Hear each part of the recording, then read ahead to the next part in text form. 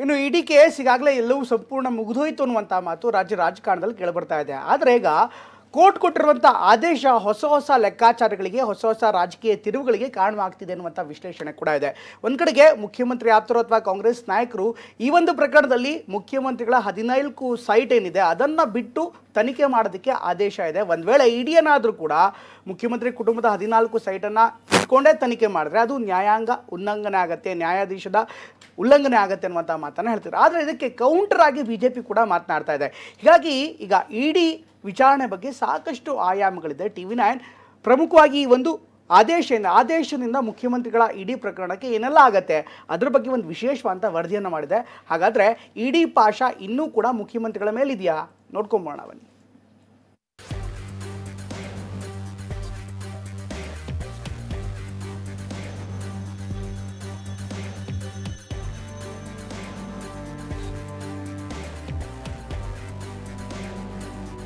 ಮೂಡಾ ಪ್ರಕರಣ ಇನ್ನೇನು ಮುಗದೆ ಹೋಯ್ತು ಅನ್ನೋ ಲೆಕ್ಕಾಚಾರ ರಾಜ್ಯ ರಾಜಕಾರಣದಲ್ಲಿ ನಡೀತಾ ಇದೆ.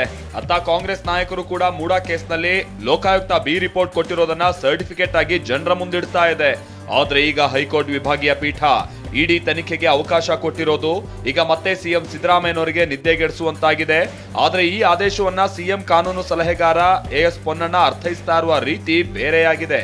ಸಿದ್ದರಾಮಯ್ಯ ಕುಟುಂಬದ 14 ಸೈಟ್ ಹೊರತುಪಡಿಸಿ ಇಡೀ ಮೂಡಾ ತನಿಖೆಯನ್ನ ಮಾಡಬೇಕು ಅಂತ ಹೇಳಿದೆ ಅನ್ನೋದು ಪೊನ್ನಣ್ಣ ಅಭಿಪ್ರಾಯ. ಉಚ್ಚ ನ್ಯಾಯಾಲಯ ಪಾರ್ವತಿ ಅವರ ಪ್ರಕರಣದಲ್ಲಿ ಈ 14 ಸೈಟ್ಗಳೇನಿದೆ, this was not in the possession of Parvati, it is returned and ಅದನ್ನು ಎಲ್ಲೂ ಕೂಡ ಅವ್ರು ಬಳಸಲಿಲ್ಲ, ಮಾರಿಲ್ಲ, ವ್ಯಾಪಾರ ಮಾಡಿಲ್ಲ, ಏನಿಲ್ಲ. ಅದರಿಂದ ಲಾಂಡ್ರಿಂಗ್ ಆಗಿಲ್ಲ on merits, no money laundered. So 14 ಸೈಟ್ಗಳಿಗೆ ಬಿಟ್ಟರೆ ಬೇರೆ ಏನು ಸಂಬಂಧ ಇದೆ ಮುಖ್ಯಮಂತ್ರಿಗಳಿಗೆ?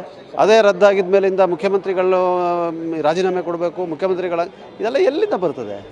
ಆದ್ರೆ TV9 ಇನ್ಸೈಡ್ ಸುದ್ದಿ ಹೈಕೋರ್ಟ್ ಆದೇಶದ ಹಿನ್ನೆಲೆ ಇಡಿ ತನಿಖೆಯ ಸಾಧ್ಯತೆಯನ್ನ ನಿಮ್ಮ ಮುಂದೆ ವಿವರವಾಗಿ ಇಡ್ತಾ ಇದೆ ನೋಡಿ. ಹೈಕೋರ್ಟ್ ವಿಭಾಗೀಯ ಪೀಠ ಮೂಡಾ ಮಾಜಿ ಆಯುಕ್ತ DB ನಟೇಶ್ ಪರ ಹೈಕೋರ್ಟ್ ಏಕಸದಸ್ಯ ಪೀಠದ ಆದೇಶಕ್ಕೆ ತಡೆ ನೀಡದೇ ಇದ್ರೂ DB ನಟೇಶ್ ಹೇಳಿಕೆ ಸಂಗ್ರಹಿಸಿದ ದಾಖಲೆ ಆಧರಿಸಿ ಇತರೆ ಆರೋಪಿಗಳ ವಿರುದ್ಧ ತನಿಖೆ ಮುಂದುವರಿಸೋದಕ್ಕೆ ಅನುಮತಿಯನ್ನ ನೀಡಿದೆ. ನಟೇಶ್ ಹೇಳಿಕೆಯ ರದ್ದು ಆದೇಶವನ್ನೇ ಮುಂದಿಟ್ಟು ಮೂಡಾ ಹಗರಣದ ಇತರೆ ಆರೋಪಿಗಳ ವಿರುದ್ಧ ತನಿಖೆ ನಡೆಸದಂತೆ ಜಾರಿ ನಿರ್ದೇಶನಾಲಯವನ್ನ ಕಟ್ಟಾಕೋಕೆ ಪ್ರಯತ್ನಿಸಲಾಗ್ತಾ ಇದೆ. ಹೀಗಾಗಿ ನಟೇಶ್ ಹೇಳಿಕೆ ಆಧರಿಸಿ ತನಿಖೆಯನ್ನ ಮುಂದುವರಿಸೋದಕ್ಕೆ ಅನುಮತಿ ನೀಡಲು ಇಡಿ ಮನವಿ ಮಾಡಿತ್ತು. ಇದಕ್ಕೆ ಪೂರಕವಾಗಿ ಆದೇಶಿಸಿರುವ ವಿಭಾಗೀಯ ಪೀಠ ಇತರೆ ಆರೋಪಿಗಳ ತನಿಖೆಗೆ ಸಮ್ಮತಿ ನೀಡಿತ್ತು.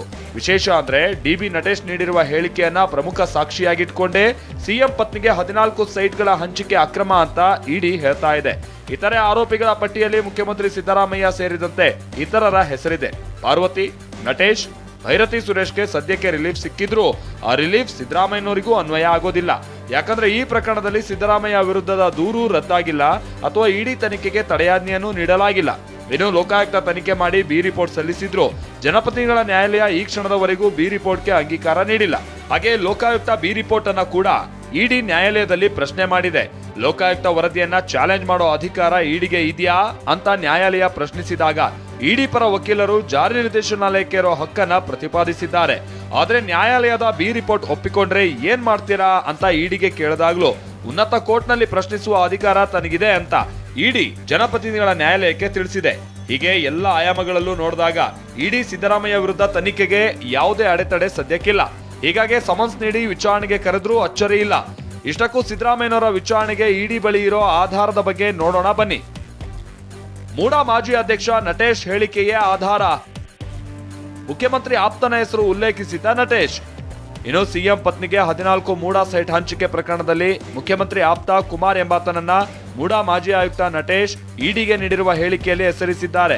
ಸಿಎಂ ಪತ್ನಿ ಪಾರ್ವತಿಗೆ 50-50 ಸೈಟ್ ಹಂಚಿಕೆಯಲ್ಲೂ ಕುಮಾರ್ ಪಾತ್ರ ಇದೆ ಅಂತ ಉಲ್ಲೇಖಿಸಿದ್ದಾರೆ. ಇದೇ ಆಧಾರದಲ್ಲಿ ಮುಖ್ಯಮಂತ್ರಿ ಸಿದ್ದರಾಮಯ್ಯನವರನ್ನ ತನಿಖೆಗೆ ಇಡಿ ಮುಂದಾಗಬಹುದು. ಅಲ್ಲದೆ ಇಡಿ PMLA ಅಡಿ ದಾಖಲಿಸಿರುವ FIR ನಲ್ಲಿ 14 ಸೈಟ್ ಹಂಚಿಕೆಯೇ ಪ್ರಧಾನ. ಆದರೆ ಮುಖ್ಯಮಂತ್ರಿ ಪರ ವಕೀಲರು ನಟೇಶ್, ಪಾರ್ವತಿ ಹಾಗೆ ಭೈರತಿ ಸುರೇಶ್ ಕೊಟ್ಟಿರುವ ಆದೇಶದಲ್ಲಿ PMLA ಕೇಸ್ ರದ್ದುಪಡಿಸಲಾಗಿದೆ. ಹೀಗಾಗಿ 14 ಸೈಟ್ ವಿಚಾರವಾಗಿ ಇಡಿ ತನಿಖೆ ಮಾಡಿದ್ರೆ ನ್ಯಾಯಾಂಗ ನಿಂದನೆ ಅಂತ ಹೇಳ್ತಿದೆ. In respect of all accused ECIR ಅಲ್ಲಿ ಪುನಃ ಕ್ವಾಶ್ ಮಾಡಿದ್ದಾರೆ. ಕ್ವಾಶ್ ಮಾಡಿ ಈ 14 ಸೈಟ್ಗಳೇನಿದೆ ಇದು ಯಾವ ಕಾರಣಕ್ಕೂ ಮನಿ ಲಾಂಡ್ರಿಂಗ್ ಆಗಲ್ಲ ಅಂತ ಹೇಳಿದ ಮೇಲೆ ಮತ್ತು CM ಕೊಡೋಕ್ಕೆ ಬರ್ತದ? They will be in contempt. ಏನಾರು ಆ ಥರ ಮಾಡೋಕ್ಕೆ ಹೋದರೆ enforcement directorate will be in contempt of the court. ಇದರಲ್ಲಿ ರಾಜಕಾರಣ ಬೆರೆಯುವಂಥದ್ದು ಇದೆಯಲ್ಲ ಇದು ತಪ್ಪು. ಆದ್ರೆ ಪೊನ್ನಣ್ಣ ವಾದಕ್ಕೆ ಈಗ ಬಿಜೆಪಿ ತಿರುಗೇಟು ಕೊಟ್ಟಿದೆ. ನ್ಯಾಯಾಲಯದಲ್ಲಿ ಎಲ್ಲೂ ಸಿಎಂ ಕುಟುಂಬ ಹೊರತುಪಡಿಸಿ ತನಿಖೆ ಆದೇಶ ಮಾಡಿಲ್ಲ. ಕಾಂಗ್ರೆಸ್ ನಾಯಕರು ದಿಕ್ಕು ತಪ್ಪಿಸೋದ್ರಲ್ಲಿ ನಿಸ್ಸೀಮರು ಅಂತ ಕೇಸರಿ ಪಡೆ ಕುಟುಕಿದ್ರೆ, ಕುಮಾರಸ್ವಾಮಿ ಸತ್ಯಮೇವ ಜಯತೆ ಅಂತ ಮಾರ್ಮಿಕವಾಗಿ ಮಾತನಾಡಿದ್ದಾರೆ. 300 ಕೋಟಿಯಿಂದ 400 ಕೋಟಿಯಷ್ಟು ಪ್ರಾಪರ್ಟಿನ ಸೀಸ್ ಮಾಡಿದ್ದಾರೆ. ಇಡಿ ಅವರಿಗೆ ಬಿಟ್ಟರೆ ಇನ್ನೂ ಒಂದು 2-3 ಸಾವಿರ ಕೋಟಿ ಅಕ್ರಮವಾಗಿ ಯಾರ್ಯಾರಿಗೂ ಹೋಗಿದೆ ಅದೆಲ್ಲ ಬರುತ್ತೆ. ಅದರ 14 ಸೈಟ್ ಬಿಡಬೇಕು. ಮುಖ್ಯಮಂತ್ರಿ ಇರೋದ್ರಿಂದ 14 ಬಿಡಬೇಕು. ಮಂತ್ರಿ ಯಾರನ್ನ ಇದ್ದರೆ ಅವ್ರಿಗೊಂದು 5 ಬಿಡಬೇಕು. MLA ಇದ್ದರೆ ಅವ್ರಿಗೊಂದು 2 ಬಿಡಬೇಕು. ಏನಿದು ಹಂಚ್ಕೊಳೋದ? ಇಲ್ಲ ಏನು ಗುಡ್ಡೆ ಹಾಕೋಣ ನ್ಯಾಯನ ಇದು? ಲೋಕಾಯುಕ್ತ ಯಾರ ಕೈಗಳಿಗೆ ಕೆಲಸ ಮಾಡೋದು? ಮುಖ್ಯಮಂತ್ರಿಗಳ ಕೈ ತಳಗೆ. ನನ್ನ ಬಾಸ್ ಇವರು ತಪ್ಪು ಮಾಡಿದ್ದಾರೆ ಅಂತ ಹೇಳಲಿಕ್ಕೆ ಯಾರಿಗ ತಾಕತ್ತಿದೆಯಾ? ಅದಕ್ಕೆ ಕ್ಲೀನ್ ಚಿಟ್ ಕೊಡುವಂಥದ್ದು ಸಹಜವಾಗಿ ಅವರು ಮಾಡಿದರು. ಕೋರ್ಟ್ಗೆ ಈಗ ಅರ್ಥ ಆಯಿತು. ಡಬಲ್ ಬೆಂಚಲ್ಲಿ ಅದನ್ನು ಇಡಿ ಇನ್ವೆಸ್ಟಿಗೇಟ್ ಮಾಡ್ಲಿಕ್ಕೆ ಕೊಟ್ಟಿದ್ದಾರೆ. ಹೀಗೆ ಮೂಡಾ ಪ್ರಕರಣ ನಿಧಾನವಾಗಿ ರಾಜ್ಯ ರಾಜಕೀಯದಲ್ಲಿ ಮತ್ತೆ ಗರಿಗೆದರ್ತಾ ಇದೆ. ಸದ್ಯಕ್ಕೆ ಸೇಫ್ ಅಂತ ಸಿಎಂ ಬಣ ಹೇಳ್ತಾ ಇದ್ರು, ವಿಪಕ್ಷಗಳು ಪಿಕ್ಚರ್ ಅಭಿ ಬಾಕಿ ಹೇ ಅಂತ ಹೇಳ್ತಿವೆ. Bureau report, TV9.